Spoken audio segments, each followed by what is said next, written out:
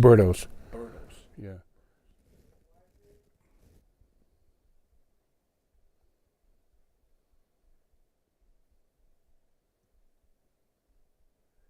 Good evening, everyone. Welcome to Let's Talk Real Estate. Yay! As you guys know, this is when we come together once a month to talk about, to fellowship around one particular question: how do we use real estate as a wealth creation tool? So we are located at the NECTN Christian Television Network here in Canton, Massachusetts. So we say thank Brother Eddie Jules and his team for allowing us to use this, because he doesn't charge us anything, but he just likes us, so we come in able to do that. And so we say thank you for that. And then also, one of the things I always like to say, if you're being blessed by this broadcast, we ask that you sow a seed into it. And so a QR code, it will be up, if not now, it'll be up at some point during this show. And so make sure that we're doing that. Now, as usual, as I said, every month we come together and we talk about one question: how do we use real estate as a wealth creation tool? And so what we do is we bring in talented people from all over Massachusetts to talk about, how do we do that? And so we've had mortgage brokers, we've had real estate agents, so on and so forth. But one of the biggest questions I'm always asked, Dexter, is who do I find to work on my properties? Whether I buy, fix, and flip, or whether I want to buy and hold it, I can't find anyone to work on the property. So I said, you know what? I'm gonna bring in one of a gentleman I met. He and I met maybe about a year ago, maybe a little longer than that. And so he is a general contractor, does a number of things. And so his name is George Beardos, and George is going to talk to us about how do we become successful working with general contractors. So George, thank you for coming on the show, sir. Thank you for having me, Dexter. More than glad to have you. As I've said, George and I met about a year ago at another meetup in Randolph. And so we hit off and so on and so forth. And so when we go to that meetup, what we do is we get up around, we stand up, and we basically talk about what we're looking for. And then George has always identified himself as a contractor-friendly, investor-friendly contractor. And so we're going to talk a little bit more about that. But George, look into that camera and tell them, I know you, but tell the people who you are. Give us a little background about yourself and go from there. Yeah, my name is George Berdos. I run a company called Istoriac Inc., and the acronym is In Service to Others with Real Estate and Construction. I've been involved in the trades since my early 20s, cut my teeth in Florida, as a matter of fact, on concrete. And currently I have 2 concrete houses being built, one in Randolph and one in Raynham, Mass. My background covers commercial, residential. I've been a business owner. I've been a carpenter, a carpenter's helper. I've been a site super. I've worked on commercial and residential stuff. And that's kind of where I'm at now. So in other words, it seems like you've done a little bit of everything. Yes, sir. Yeah, a little bit of everything. Which is good, because that's why I brought you here, because we want someone who has a wider range of experiences. And he said he's been in the trades y'all for 20 years. Yeah. Since he's been 20, he only looks like he's about 30, but since his 20s, since my 20s, correct. Since his 20s. Yeah. And so he's been in the game a little bit. And so that's why I wanted to have him come on and really talk to us about, finding success with working with tradespeople, general contractors, builders, and things of that nature. So George, let's start with that. How does one find good tradespeople, good contractors? In your experience, what can we do to do that? Yeah, there's a lot of things you can do. Word of mouth, ask your neighbors, ask your friends, ask other investors. Right. There's a lot of ways to do it. Even online now, you can go to the permit office and see who's pulling permits to find out who's active in the area. Right. Especially if you're prospecting for deals and you're following certain properties, and if you don't get that property, you can look and see who the contractor was on that property and reach out to them and see if there's somebody that you're interested in working with.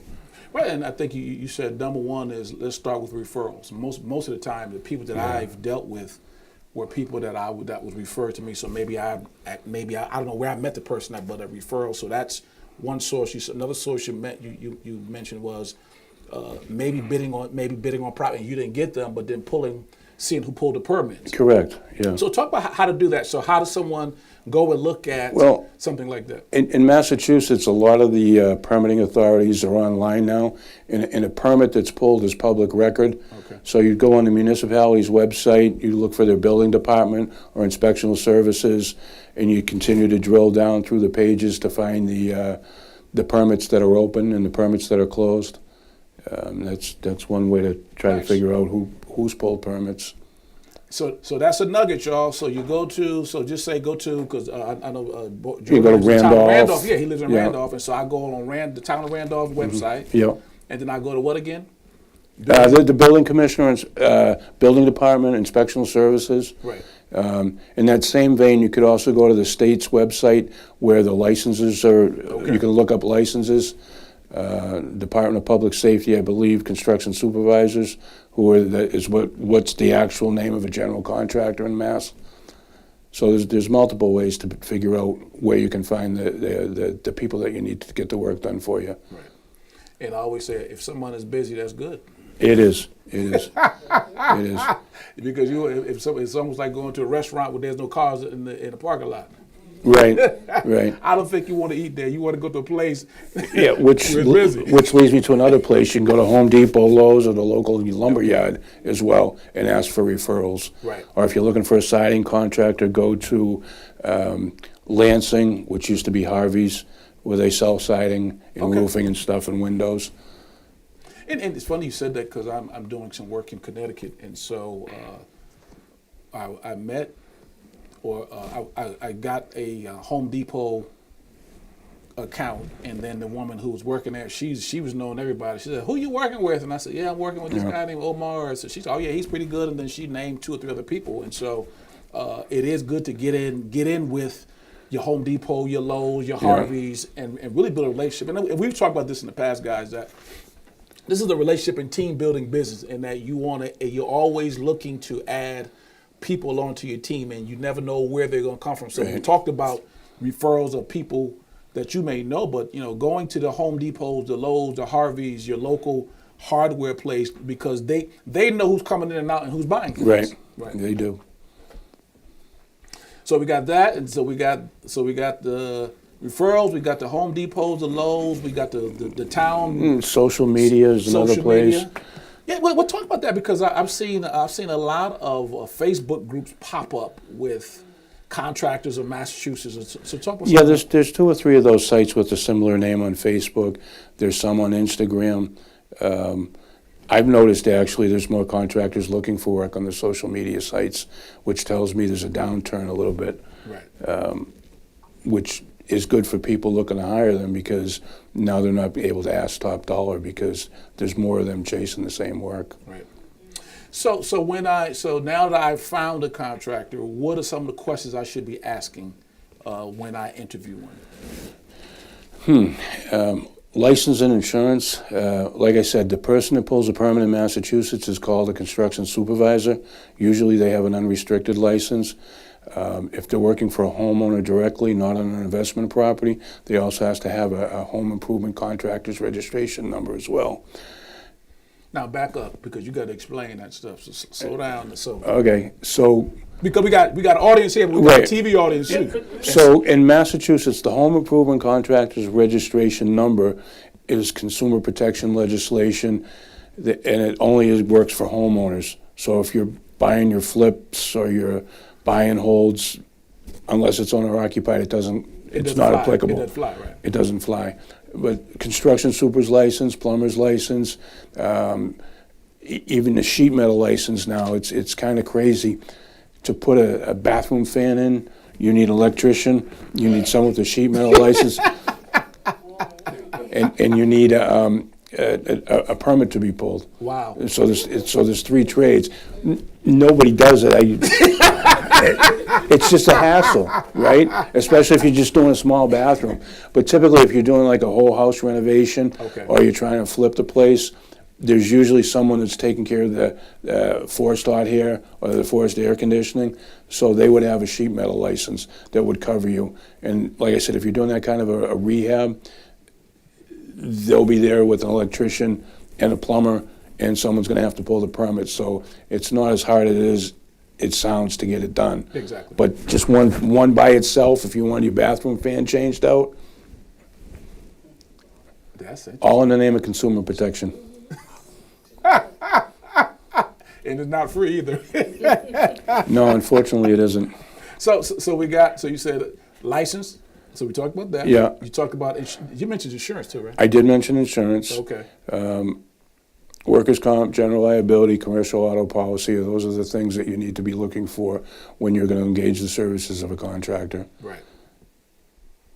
And should the insurance be, should the person who is buying or using them, should their LLC or their name be on the contract? Yeah, you're going to want to get in what they call an accord form. It's a certificate of insurance, Right. referred to as COI. And there's multiple ways for you to be the name insured on it, and I'm not going to speak to it. That's a conversation you have to have with your insurance agent, because in conjunction with checking the insurance of the contractors, typically you should be carrying a builder's risk policy, which is another. Talk about that. Well, the builder's risk policy covers the building while it's being reconstructed Exactly. or constructed, and it protects you in case of a loss. And most of the time they make you get one. Yeah, a hard money, a private Yeah, money yeah, lender, or a regular bank will get it because it protects them as well. Right. Which So unfortunately is another cost that's on the project. Yeah. So if a fire takes place, tornado hits, something. I mean, And even vandalism at some vandalism. point, you know. Yeah, because I've had that to do that several times. Yeah. Where before we would even close, I'd had to take out certain insurances. Right. Yeah. Yeah. And they probably want to see your contractor's pedigree Yeah, too. exactly. Yeah. Definitely want to do that because it's an investment on their part in us. And I mean, thank God I've never had that happen, but I'm quite sure in times past things have happened. Yeah, it has. So we got the insurance, we have the licenses. What else did we mention? You probably want to ask around, get some referrals from him or her. And what's the best way to do that? Just ask them for some names that they've worked with before. Okay.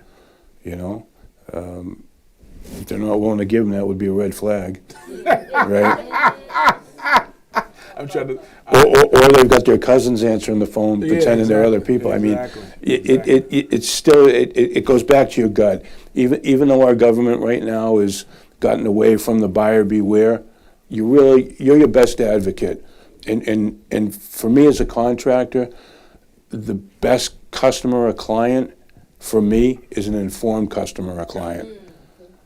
Because now I'm not wondering if you're trying to fill in the blanks on part of the transaction that you don't know anything about. The more you're informed, the better the transaction's going to go with your contractors. Got it. And I think the times that I've hired people, and actually, matter of fact, because I talked to George about doing something for us, and I called some guy in Worcester, and I talked, and he was like, "Oh yeah, George is a good guy, and he's a good problem solver and all that." And then we had a pretty good conversation, and then so I believe in definitely when you get referrals, you should follow up on it. But then also, I've tried to go and look at some of the jobs that people have done, if that's possible. Sometimes it's not, but if you can, that's also something that you may be looking at doing. Yeah. Yeah, if the contractor has a portfolio, especially if he's a general contractor, or like a deck contractor, sometimes they have a book of all the decks they've done, or some of the more Masons do significant. too. I've seen a lot of masons just show me. Yeah. I did these stairs. I did this. Or the hardscape guys, Yeah, the exactly. landscape guys, Yeah. So those are some tips. But I think what George is telling us is key. Is a couple of things. Number one, you want to make sure that the licenses are in place. Yeah. They're insured. Workers' comp. So workers' comp means if someone falls on your property, guess what happens? Somebody's going to be liable, right? And so you want to make sure that all those things in place. And so that's just part of protecting your business, is to have those things, because we are in a very litigious society. And so being in a litigious society, people try to get paid. And so we got to be careful about that. I don't know if getting paid is the right answer. I think you're alluding to undue enrichment. Right? Yeah, exactly. Yeah. It's not what you're trying to do, be doing, right? What else should we be doing? So we got the license, we got the insurance, we checking up references. You want to find out how big the crew is, if he's Oh, subbing everybody out. That's a good question. If the general contractors, you need to kind of interview them, get to know them, find out, is their crew 100% employee? Is their crew a composite crew? And just kind of figure out what their business model is and how they're going to get your project done. We'll talk about those two because I've run into where I've done jobs and they brought people on as needed, and the job was really slow because they had a hard time finding people. And then I've dealt with people who had crews, and things have gone faster. So talk about the benefits, pros and cons of working on either side of that. Well, the thing is this. We had mentioned earlier, you need to find a contractor that's investor friendly. And that means that they have to understand that you've got a big monthly payment that you're trying to minimize the number of months the job is open. So you need to find out from them what their plan is to get the work done. And you as the project owner kind of have to have a plan B if they're not able to execute, which is, it's a sad fact, but you really need to. Like I said earlier, you are your own best advocate to try to get the job done. Plan B and C. Well, sometimes, that's one of my biggest, just dealing with people, the tradesmen for projects that I'm on. Okay. Lining them up, your schedules don't always mesh. True. So going back to an investor-friendly general contractor, we haven't even got to the point where we're talking about the type of contract that you're going to enter with them. It's either going to be cost plus or it's going to be fixed. If it's cost plus, you have a better opportunity to plug in subs that you may find that he doesn't have or she doesn't have in a timely fashion to get your job done. So that's kind of, I prefer cost plus at this point. Stop right there. Now explain what cost plus means. So to me, cost plus means two things. When I sit down with you, we're transparent. First thing we have to do is figure out a budget. Then we have to figure out if it's realistic for the property that you currently wanted to be rehabbed. Then we decide if I'm going to hire a plumber at $30,000 for him to do the plumbing for the whole building, how much plus do I get as the contractor? Okay. And that's where we have to negotiate. Gotcha. I've never heard that term, cost plus. Yeah. No. Well, it kind of, with volatile pricing, with unreliable subs, Right. and just human nature, if you have a situation where you're going to need a plumber and electrician, but you don't know when because there's some other things that have to happen before those guys or gals come on the job, you need to have plan B. So in a cost plus, it's easy to plug players in and out than it is in a fixed contract. And if you have that relationship with the contractor beforehand, ideally your job would run better on a cost plus deal. Okay. The disadvantage to a contract price is contractor's going to go high to make sure that he doesn't lose money, and that's not in your best interest. Gotcha. As an investor. My best interest as a contractor, but word gets around, people talk, and it won't happen for long, right? So to me, the cost plus on an investment side makes a little bit more sense than a fixed contract. Got it. So question, is there like a standard amount that cost plus is, or is it just based off whoever is setting the price? Like I said earlier, negotiations. Okay. I know what I ask, and I know what sometimes I end up with. Okay. So there's a lot of factors. It depends. Cost plus would be a little different on a fluff and buff on a single family, exactly, as opposed to a four family that needs extensive work. Right. One of the things I don't do the cost plus on is there's hours that are above the line, so to speak, for my management. But the cost plus is pretty much my profit and overhead. Right. Yeah. And like I said, it gives you the flexibility to actually see where your money's going, weekly, exactly, bi-weekly, exactly, towards draws. Yeah. I mean, because I think lately when I first started, I was more on a fixed, sort of agreement with my contract, because I knew him and so on and so forth. And he moved, and then the last couple of things I've been doing labor, and I just been buying the materials. Yeah.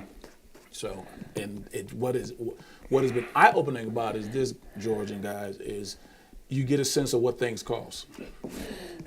Whereas before, you have no clue as to, like George said, it's a fixed thing, and you have no clue as to what you just, hey, it's $15,000 for this, whatever else, and I don't know I don't know how much was his labor, how much was it cost. I just gave him $15,000. So the other advantage to Cost Plus is you see what you spent on the bathroom down to the penny. Right. So if you're in business for the long haul, you're building a historical price book, so you can track and kind of go forward to the next one. So maybe you don't need the contractor to come in and walk through the property before you buy it. Based on the last couple that you did, you'll have all of that amount of money that you spent on a bathroom, a kitchen, flooring, drywall. So you just gave them a nugget, man. You just gave me a nugget. I'm gonna start doing that. So what he's saying is just, I don't know if you did y'all catch that? Y'all catch that out there in TVville? What he was saying is, if you do a number of these and you get a sense of cost plus, and you know how much a bathroom costs, how much tile costs, you can begin to estimate jobs without having someone like George have to come in, or someone who is somewhat of an expert do that. And so that allows you to move a lot faster. So, I tend to know what things cost because I've just looked at a bunch of houses. But in the beginning, I had no clue what it would cost to do a bathroom, no clue to do a kitchen, no clue what to do whatever else. But because I've done a few of them, I sort of get a sense of that. But I think what you said is, which is phenomenal, is that to have a actually book of that, and so I can look at, now obviously prices change because of whatever else going on, but I can be roundabout based off of my book. Well, to help you do your due diligence before you even put an offer on it, if you have that historical reference of, hey, I spent $7,000 on a bathroom for materials, and I know what the contractor charged me for the labor. Right. So one of the other big advantages of Cost Plus and working this different business model is you need to find a contractor to work with you on that basis, in my opinion. He needs to almost teach you how to actually evaluate the property yourself. One of my biggest pet peeves in this business is, hey, I'm thinking about making an offer on this. And we know that, you make 100 offers and you get the 101st one under your belt. And right now the business model is we'll get 3 contractors and have them come through and walk through it. You as the investor are the most apt to look after your money the best. So if you're able to tell the contractor whether a contractor helps you set this up or you've done it historically, if you're able to tell them what the scope of work is, it's better in the long run. Because if you bring 3 general contractors through and you don't have a written scope of work, room for room, exterior, yard, you're going to get things, you're not going to know how to compare them. Right.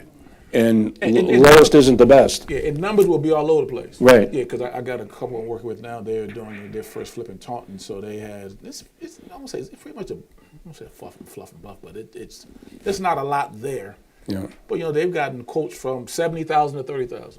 Wow, that's a big spread. And so that's way up. So they call me, Dexter, what should I do? And it was like, well, first of all, you can, because the numbers are, I don't say really, really tight, but you definitely can't spend $70,000 on this because you ain't gonna make no money doing this, And so I think what I'm hearing you say, George, and what I think we want those on TV to catch and those in our audience to catch is, the more, and you said it earlier, the more educated you are. Yeah, exactly. The better off you'll be going in and doing this business, because no one's going to advocate and fight for you like you will. Right. You have to come at it with a position of strength, but not overbearing when you do it. Right. You get more respect out of the contractor. When you're telling him what you want, when you're telling him what your budget is, you're telling him what the scope of work is, instead of just leaving it up to them. Because like we said, prices are all over the board. I just had 2 contractors look to do baseboard in a new house. One was at $1,400, the other was at $4,000. Right. Same work. Same exact job. Same work. I was supplying the material. Same exact job, same work. $2,600 difference. And you said something key though. You said because you said cheapest. And I sort of cut you off. Sorry about that. But you said cheapest is not always the best. No, you don't want to go with the lowest bid. You don't always want to go with the highest bid. And that's where you being an educated consumer, an educated business person, and you have to vet them with your gut as well. Right. Because I found that sometimes you can go with the lowest bid, but they're slower, and so time is being chewed up because I went to the slow. I went with a lower bid, or single people go with a lower bid. But because of the time that it took for them to do the work, I could have paid the higher guy and got out the job a lot faster. Right, and maybe it cost you 2 weeks worth of interest. Yeah, exactly. And the interest isn't cheap on a $300,000, $400,000, $500,000 rehab project. Yeah, good stuff, man. Now George is giving us a lot of. I got to sit back. Hold on, let me breathe a minute, George. Yeah. Okay. We got an audience here. Any questions that you guys have for George so far? Hello. Hi. I have a couple of questions, but I'll just start with the first one. You talked about the cost plus and understanding that piece. What do you do in like a situation like I had a friend, she was doing her bathroom and she came up with some ridiculous price for the bathroom and said, "Oh, it's only going to cost this much." I'm like, "Yeah, it's going to be more maybe about $30,000 for a bathroom for the type of work that you're trying to do, somewhere around there." And she's like, no, I just want to do this. And we looked at it, and when she added, she was like, "You're right." So I'm getting better at looking at materials and different things and understanding the scope of work. But what's hard is picking a really good contractor. I've had many bad contractors. And I have learning experiences, but how, even though you look at the license, you look at, like, I had one guy, I was doing a property in Georgia, I had one guy come in, he did some work, and then he stole the money, and he was ordering the materials. How do you protect yourself from something? I don't know if there really is a way to protect yourself from someone that's bent on doing you harm financially. Well, one of the things I would say is this. This is where I find most people they give too much money up front. Give away, and I'm not saying that was your case, but that's the case where I find that most people get jacked up at. One of the ways is that they don't do things. You talk about the due diligence and all that, but then I find that sometimes they give way too much. See, this business is all about a couple things, but one of the words I heard years ago is control. And when you give control up, you're in trouble, And so, I don't want to cut you off. That's the benefit, in my opinion, of Cost Plus, because every week you're reconciling, or every 2 weeks you're reconciling, and he's got his receipts. You're sitting in a Zoom meeting, or you're sitting face to face. Then you give him the check. Control. You're not ahead of him, and he's not really ahead of you at that point with the Cost Plus. And once you make that agreement, maybe you do phone orders, maybe you have the stuff delivered, maybe you pay the vendors that are supplying the materials directly, even though he still gets a markup on them, right? Because that's a profit center for him other than his labor. That's one way to control the situation that Dexter just brought up, so that you're not giving someone a check for $30,000 for $10,000 worth of materials and $5,000 worth of labor. And being a business, it's different than being a homeowner. You don't have the luxury of, like the Home Improvement Contractors Registration Fund to help you go after the guy. You're probably not even going to be in small claims. You're going to be in district court, in big people's court, so to speak. And the only people that win there are the attorneys. So you want to avoid that as much as possible. In big people's court. Did that answer your question, Vanessa? Okay. Hey, George, how you doing? I'm doing well. How are you? Long time no see. Yeah, I know. I had a question about, you mentioned about changing out contractors. So, like, for instance, I had a situation where I had a plumber that was working for me that was really dragging out the job, not showing up, things like that. So my concern was he pulled the permit, Right. he did the rough, he did half the job, almost 3/4 of the job. Is it feasible to bring somebody else in? Was the rough signed off on? Yes, So it was inspected? yes. The only problem with trying to bring in another contractor is they're going to wonder why that guy flaked out. They're going to say, well, did he get paid when he was supposed to? Was he getting the right support from the project owner that he was supposed to? And then the other side of that coin is, did the guy that's being replaced actually do everything to code? And the new contractor, plumber, electrician, they own all that work if they decide to take it on. So there's a dynamic that they've got to take on someone else's work. Right. And it's not like the work's been there for 30 years, it's been inspected and it's worked. It's something that's brand new, like say bathroom remodel, well, you mentioned a plumber, and he's moving pipes around to reconfigure the bathroom. The new plumber owns that if you fire the other guy and bring him in. But there's no problem like with going down to the No, they got to pull a whole new permit and all that, or you can just keep going. the safe answer for me is the authority having jurisdiction will guide you on that. Okay. And my experience is the wiring inspector only wants to talk to electricians, plumbing inspector only wants to talk to plumbers. So if you want to engage a new plumber, two things. That plumber's going to have to talk to the permitting authority to figure out if there's more fees involved, or if you just scratch the other guy's name off and put this guy's name on. And the other thing is legally, probably something we didn't talk about, contracts. Everybody that's in this business should have an attorney advising them on not so much when things are good, but when things go bad. Like, how do I separate from a bad contractor so that I can continue to move on without getting jammed up and cost me time and money?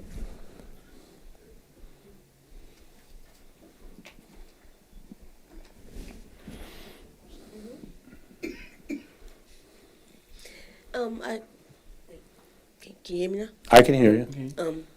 I was listening to what you were saying about get the contractors having the licenses. Yes. How do you know if the license is real? Like, you can make fake licenses with the fake IDs and Right. whatnot. I was wondering, how can you know which one would be real? Well, most of the websites, the website on the state level that licenses plumbers, electricians, carpenters, general contractors, so to speak, they have the person's name and number. They don't have their picture up there. So, aside from your gut evaluating that person, you'd probably want to see their driver's license. Even my construction super's license has my picture on it, but I'm not sure about plumbers and electricians.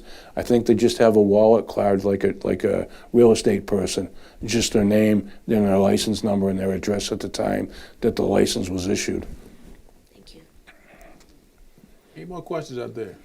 I had one. I'm not sure if you guys can answer it, but when we're getting these loans to do a fix and flip, does the bank want to know this information? We're talking like license of the contractor and all. How much do they need to know before they will give you a loan? I would say that would depend on their underwriting guidelines. At minimum, they'd probably want a contract. They'd probably want to see definitely a budget because I see a budget. they're going to tell you what the draw schedule is. Right. And unless you got large stacks of money in the bank that are committed to your business, you need to let your contractor know that the only time he gets paid is when there's a draw, or you make other arrangements. But as far as the bank wanting to vet the contractor, 203K loans, Oh God, that's a whole nother topic. right? Good stuff though, but that's a whole nother topic. The contractor's basically contracting with the mortgage company at that Okay. point to protect the homeowner. I'm not sure if they do, to what extent they do investment loans, but hard money people, they're gonna want to see at a minimum the contract, contractors' licenses, and probably the insurance certificates. Yeah, big time. Yeah. Yeah, in my experience, Della, is because I've never done a 2 or 3K, Yeah. which is a little bit different than a regular fix and flip per se. Because two or 3K, to my understanding, is a person is buying it to live in that, correct? Yeah, but they can still do a 2 or 3 family with them, I Okay, believe. got it. So that's a little bit different, but, Right. but a fix and flip, if you're going through maybe a traditional hard money person, they want to see a budget. They sort of, depending on the lender, they may want to get a sense of who your team is. And sometimes they can help you even find a team. But, for the most part, I found that they're leaving that up to you. The biggest thing that they're looking for is a budget, because a lot of times, because of the draws, Yeah. you're saying a draw is basically, what a hard money lender will do is they will give you the purchase price and then the amount of money you need to fix it up. So just say you're buying it for $300,000, but then it's an $80,000 to fix it up. So they're giving you a loan for $380,000, but they don't give you the whole $380,000 up front. They pay the house off, and then they give you the money as you and the contractor meet over a period of time. So those are called draws, and so they may give it 2, 3 draws or 4 draws, just depends. So that's why what George is talking about is you walking through with your contractor and making sure things are getting paid, because a lot of time the mortgage people or the hard money will not release more of the dollars until there's all type of reviews and things going on. So it's a control thing, back to what we've been talking about in the management process. So there's a couple things I would say about contractors and subcontractors in terms of money. You don't really want to hire people that work by the day. You want to make sure they're insured. And if you're paying the general and the general is paying everybody, one of the things you would want to consider, again, run this by your attorney, is lien releases. Yes. So if the job is $100,000 and the payout's going to be $30,000 on the first draw, you want them to sign a lien release so that they've been paid X amount of dollars for their segment or scope of work up until that draw date or that check date. Now talk to them about what a lien release is and why you need that. Because a lot of times the general, and we talked about bad general contractors earlier, or bad contractors, they won't pay their subs. And if the sub has a proper contract with you, he could actually put a mechanics lien on your project. Right. And that means you're going to end up paying twice for it. Right. So the person who did not get paid can put a lien on your property, and so what you do is you can have them sign a what you say it was? A lien release. Yeah, a lien waiver. Yeah, Yeah, lien waiver. Yeah, that's Yeah. a better way of saying it. I call it a lien release, but lien waiver right. before you get that check, because if that's a way of saying, hey, now I've seen some contractors push back on that. I'm not doing that, but then I've seen people. Mostly because they probably don't understand the process. Yeah. I've only seen it twice. Actually, I've only seen it once, but this was another situation. Yeah. But it's pretty standard though when you do that to have somebody sign something. So Because even though we're rehabbing, buying and holding residential property, these are really commercial transactions. true. And it's totally different than contracting someone to work in your house. Yeah. Very different. That's good stuff. All right, so let's transition, because George and I had talked offline, but so I don't know if we really hit on. Give me a few more principles around an investor-friendly contractor versus, I call them a retail contractor. I mean, you may call them something else. Yeah, well, But- one of the chief things is, in my opinion, the way you contract with them. Even though the materials and the labor is the same, they don't know the difference between a residential, mom and pop fixing up their house, or a flip. The amount of profit that the contractor makes, if you participate, like I said, in the cost plus contract, you're not going to pay the contractor as much as you would as if it was building your house or rehabbing your personal property. So that to me, that's kind of the difference between a retail guy contracting directly with homeowners and someone that's doing a business-to-business deal. And I think you have to ask that question going in. I think we've used retail contractors a few times, and I've paid, and I have great work. But then as I looked, I was like, wow, we paid X, Y, but I was new. We paid this for that work, and I was like, well, we could have gotten that done a lot cheaper. And what we said earlier, cheaper is not always best. What you're looking for, and this is a financial literacy principle, is that you're looking for value. Right. Got it? So sometimes the best value isn't the person who's going, oh, I'll come in and pay them for such and such, and then you got all type of stuff, I like to call it all type of shenaniganizing going on at your property. So the key is I need to get value out of whatever I'm doing. And so, but I think one of the keys is an investor-friendly contractor wants to be in business with you long-term, and it's a partnership. Right. So when I'm talking to someone like George, I say, hey, George, hey, I plan on doing 5 of these this year, or I want to do 10 of these this year, or whatever else, so long-term it becomes a partnership. And so I may say, hey, George, can you cut me some slack, or not say cut some slack, but maybe charge me this for here, but I'll make it up to you on the next one, and so those are the type of discussions that you want to begin to have with those type of, in my opinion. George may think a little different on it, but that's just been my experience. Well, one of the other things that would help to build your relationship with a contractor and to help you with your business is, to Dexter's point about a little difference on the money, I've at times left money in the deal with proper paperwork and get paid at closing. Okay.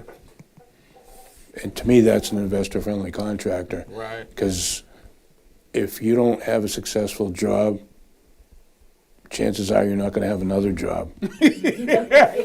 You'll be out of business. Right. Because what you're saying is sometimes cash flow gets tight in jobs. Right. Yeah. And so if I'm working with George and say, George, hey, I don't have money right now, but on the back end, when I close on it, I'll take care of you. Right. That's what you're sort of. Yeah. Got it. Okay. Got it. Retail contractor might not do that. Right. Yeah. They probably won't do that. They might not.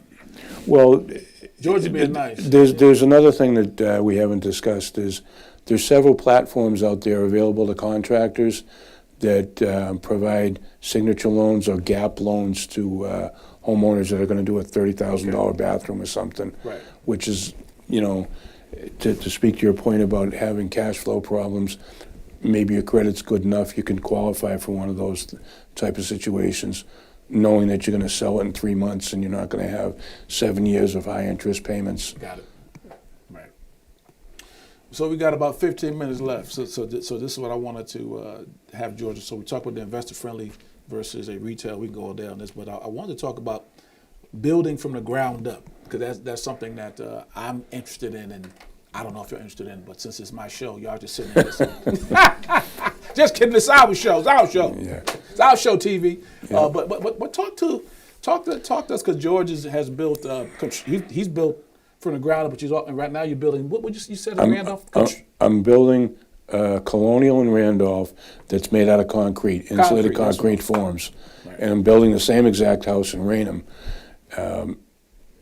Ground up is a whole different ball of wax.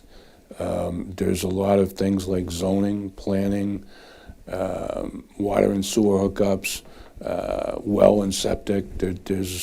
It's not 100% like doing a buy and hold rehab or a flip rehab. The workflow is a little different. The way you approach the job is different. For instance, the job in Raynham I'm doing, we have a water issue, so some of the things we have to do before we put the foundation in it, you only find out when you actually dig the hole and see the water come out of the groundwater. Yeah. So what do you have to do there? Sump pumps. Yeah, I can show you pictures offline of the project that I'm working on now. The project's 80 by 30, and it had 8 foot of water in it. 8 foot, good Lord. Yeah, it was high. I'm yeah. 6 feet. Yeah, So 2 feet over my head. Yeah, it was. Probably why it was vacant for so long. Well, he bought it right. He paid $45,000 for the lot in Raynham, Okay. and we started the project recently. And with the heavy rains and the flooding that we've had, We've pumped it out 3 times.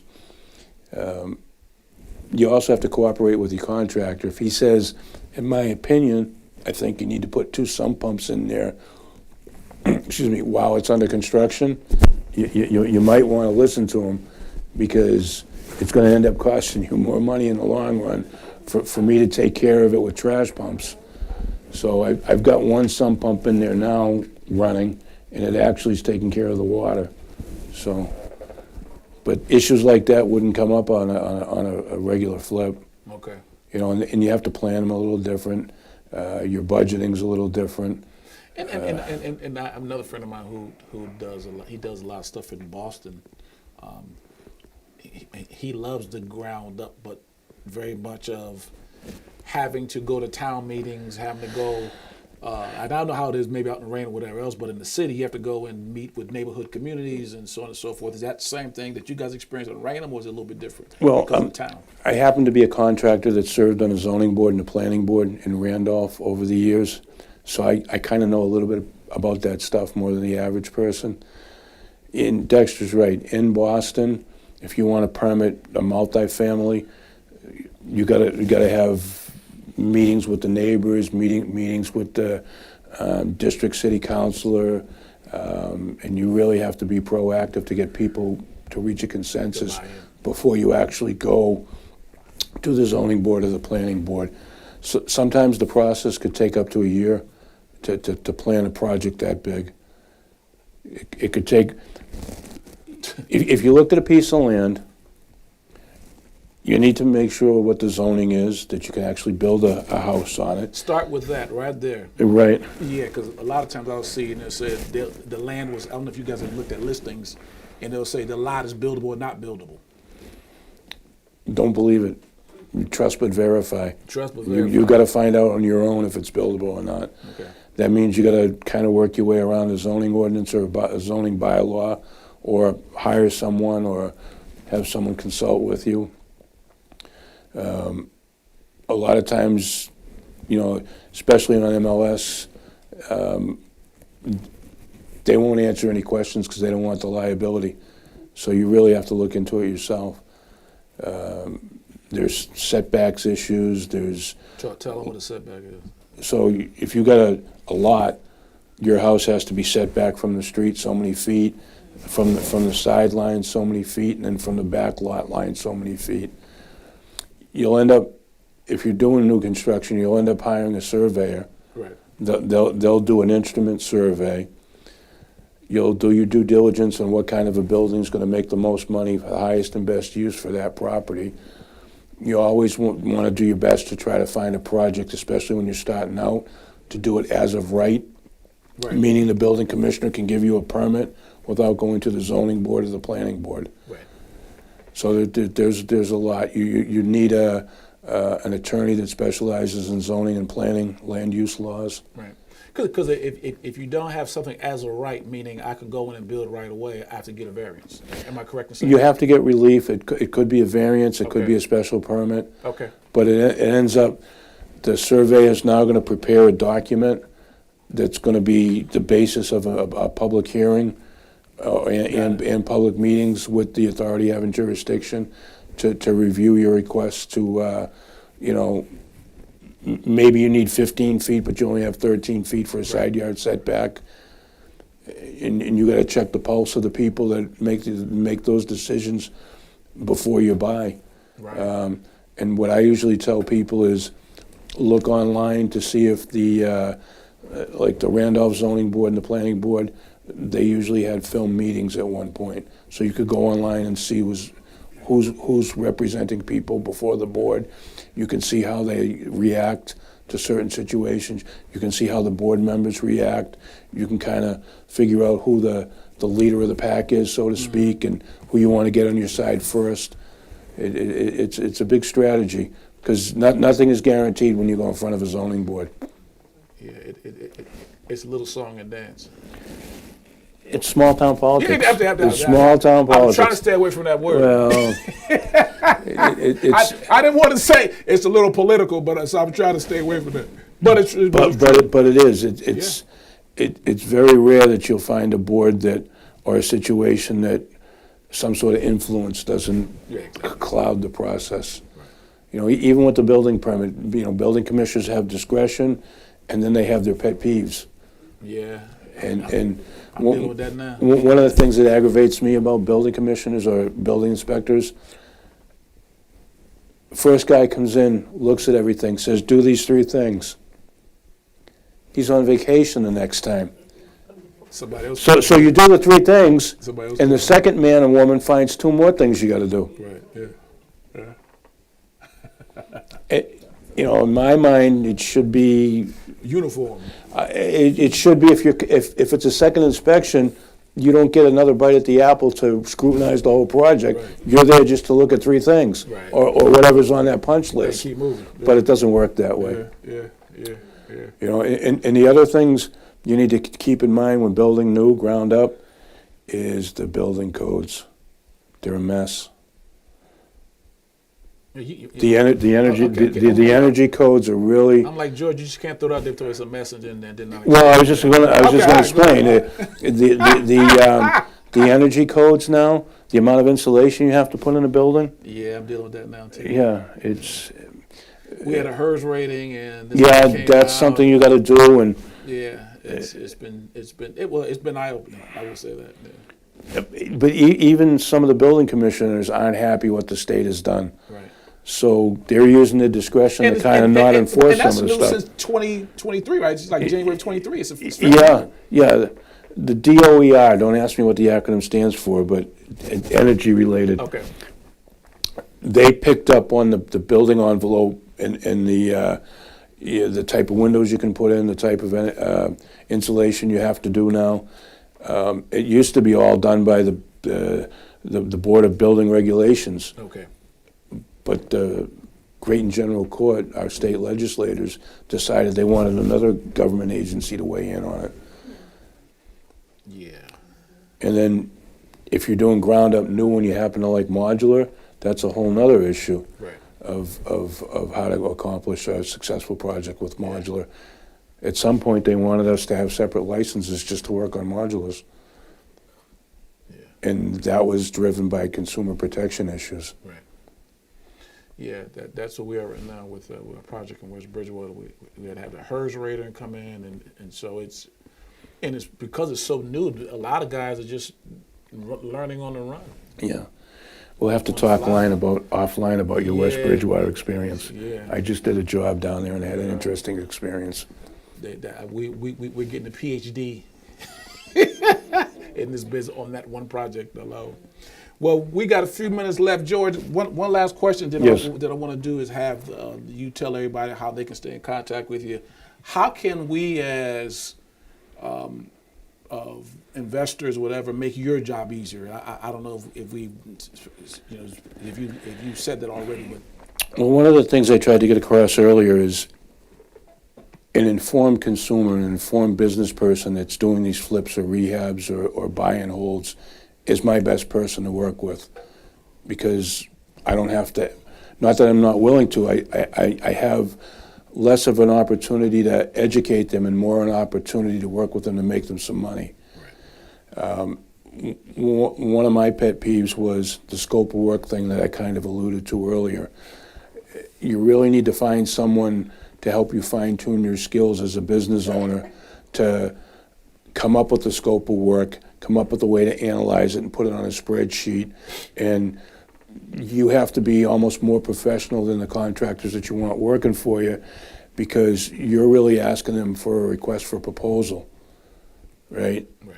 And if you can delineate the scope of work in every part of the project, there's no scope creep where they're going to be looking at things and, doing their pet peeves or pushing materials they prefer to work with as opposed to what you want them to do for you.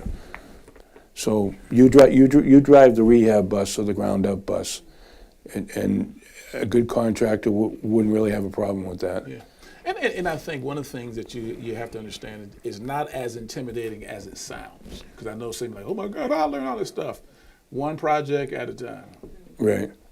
My wife and I started in 2017 and knew nothing. Now we know a little more than nothing. You just learn. And so, I keep going back to this thing of you have to see yourself, first of all, as a competent person who can learn anything. And this is just no different than anything else that you've ever learned. Right. All learning is cumulative. And so what you do is, we're a lot better on our whatever one we're on right now than I was on my first one.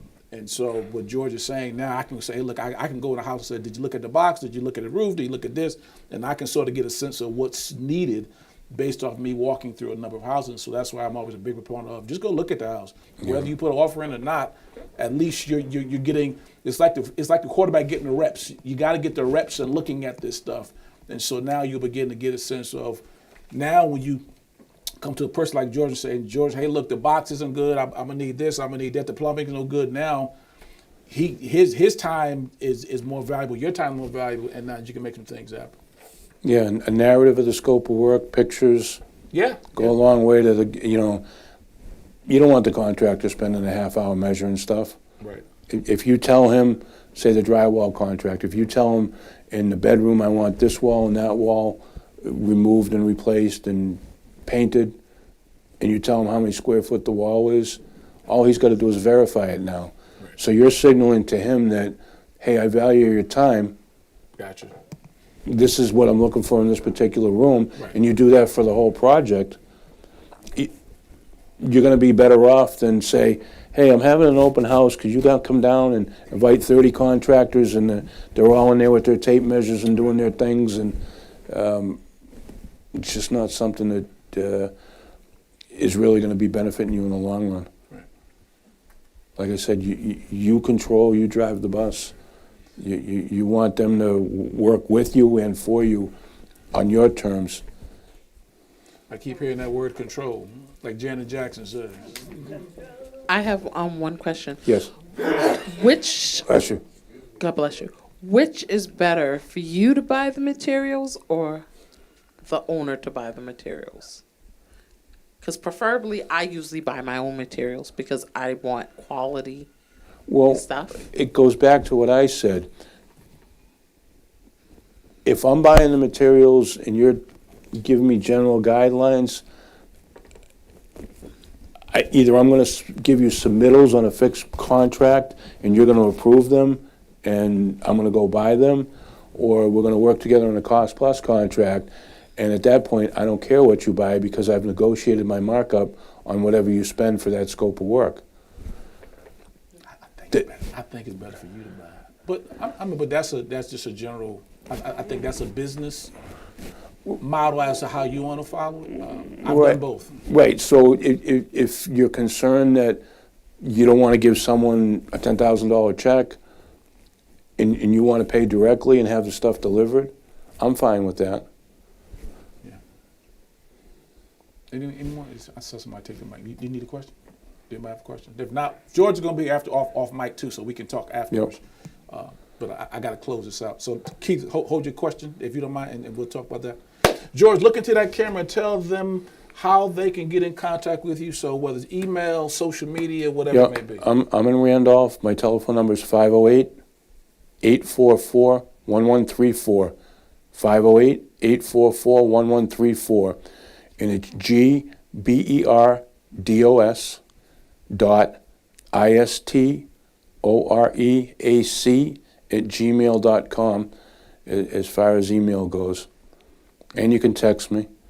Those are probably the best ways to get a hold of me. So by text, and George's email is up there. Brother Eddie, do we have our April 27th event? You say yes? Okay. I'm going to talk about it, but what happened? We had it. Anyways, you guys know we're having our Real Estate Wealth Creation Summit on April 27th, which is a little more than 2 months. In my mind, April's already here, so I got a phenomenal lineup of people coming in, and so you do not want to miss that. We're going to open the registration probably at the end of this month. There it is. There you go. See that handsome guy right there? That's me. But you don't want to miss. That's going to be 10 to 5. I got LaShawn Holland and Robert Holland. They'll be coming in to speak about mindset stuff. I have Tommy Jones, who was here last year with you guys. He'll be talking about multifamily. I got a friend of mine coming in from Georgia. He'll be talking about storage units and all that type of stuff. And so it's going to be a phenomenal time of networking and learning and growing.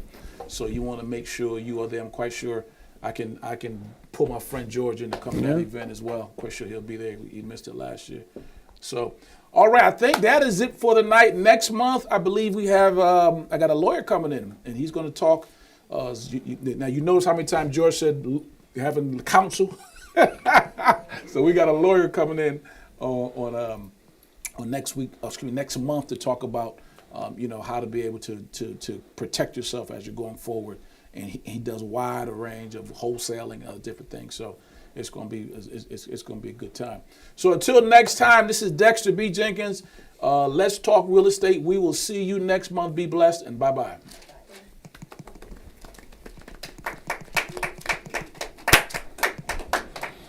All right, Keith, ask your question, sir. They're gone, so we can talk for real now. I was wondering, you had said that it might take about a year to get approvals, just to build. Yeah, it depends on how big the project is and what municipality it is.